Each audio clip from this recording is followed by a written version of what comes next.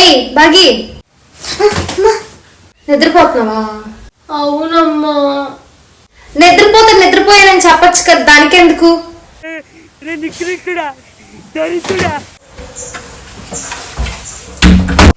వచ్చావమ్మా ఇంటికి?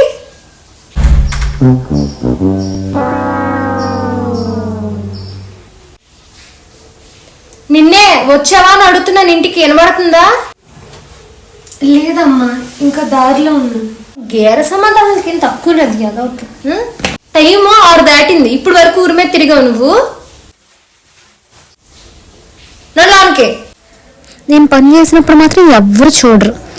సరే, ఒక ప్లాన్ చేద్దాం. అమ్మా, ఇది ఎక్కడ పెట్టాలి?